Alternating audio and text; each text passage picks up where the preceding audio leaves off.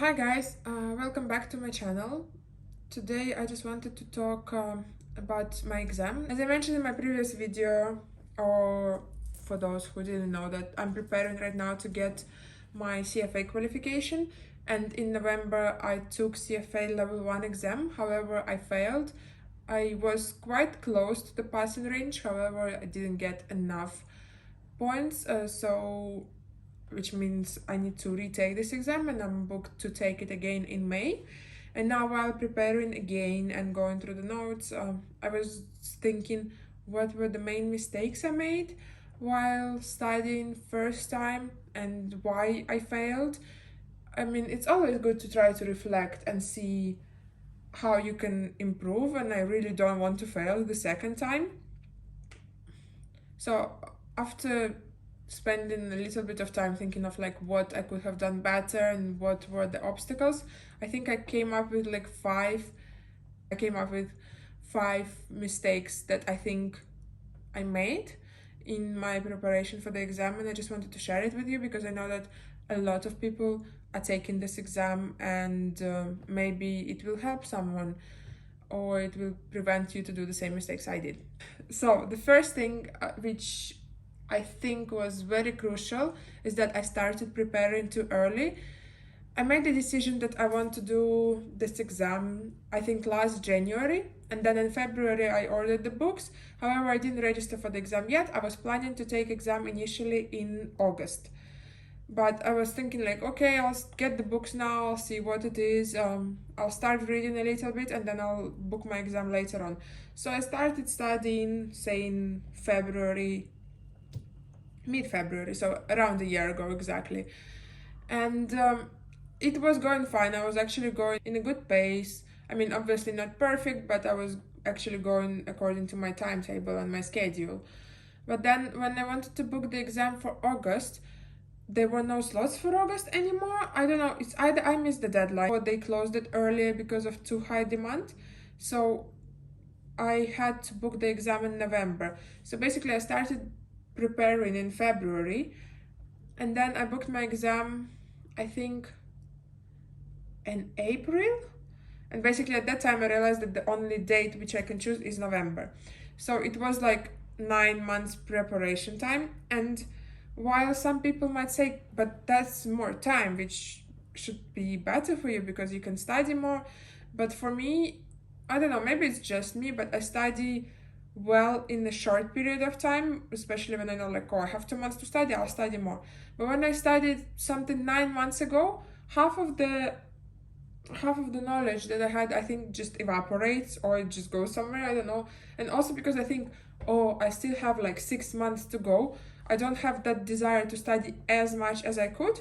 So I studied really well February, March, and then I think April, May, June, I did nothing. I mean, not nothing, but like really less. And then I started studying again in a like pretty good mode from August. So basically, whatever I studied in February and March, it was so long ago by the time I get to the exam date that I didn't really remember that. And basically, this too much time, it just scatters your attention and you don't really remember what you studied already, and you can't plan properly. So I think preparation time is important. However, don't prepare like a year in advance. I don't know. It's again, I'm not like a person who you should definitely listen to. But for me, it didn't work well because then before the exam, when I started doing the questions, I realized that the topics that I started like a long time ago, I don't really remember. So it was kind of useless. So that was the first mistake. And the second mistake I did, and I don't really know why I did it, because I'm usually very good in like understanding what should be done and when. However, for this exam, I didn't leave enough time for practice questions. So there are a lot of like the CFA preparation is 6 books. I'll show you in a bit actual books, and I was trying to read it all, and because I got a little bit delayed, and I also had work obviously while I was taking the exam, so I think I left around 10 days for the practice questions, and when I just opened the practice questions available, there are more than 3,000 questions, which is very hard to go through because it's a lot of knowledge that you need to show, and then you can't do like, I don't know, so if you do 3,000 questions in 10 days, that's 300 questions a day, and it is a lot of time. Usually now when I'm doing practice questions, in 1 hour I can do, I don't know, around 50 questions on average. So if you want to do 300 questions a day, that's 6 hours every day, which is pretty impossible, taking that you still have your work and you have your social life. I mean, obviously I didn't have social life when I was the last 2 weeks before the exam, but still it is not really achievable. So I would say you need to have at least 3 weeks, preferably a month, just to do the questions. So make sure you finish all the readings and whatever 1 month before your exam date, and then just practice, because during the practice, I think all these little bits of knowledge that you have, they actually find their place in your brain and you see the connections, because when you just read, it's too much. But when you do the questions, you find how to utilize this knowledge. So leave 1 month for the practice questions. And the third mistake which I did, again, it is because of the way I used to study before in my college and in my university. I always like to write down the notes. So if I'm studying something, I need to make sure that I write down something which is important. And I believe that when you write it, you memorize it better. So this is what I started doing with the CFA prep as well, especially for the first 2 or 3 books. I was literally writing down almost everything, like obviously not everything, but like all the main points. But there's just so much to write that it was taking me too much time to go through, like, I don't know, 10 pages of book, but taking me 30 minutes just to write down all the notes. And it is, again, not achievable because there are, 3,000 pages, maybe 3,500 pages. It is just impossible to make notes of all of them. It is too time consuming and it is too much. And notes are useful when they are concise, when they are, I don't know, you can go through them before the exam. But when it's, I literally had, I think, 3 full notepads written down, and it is just, the effort is not worth the result, because you write so much, you don't really memorize it as well as if you just get really main points. But again, there's so much information that it is too difficult to find what you need and what you don't need.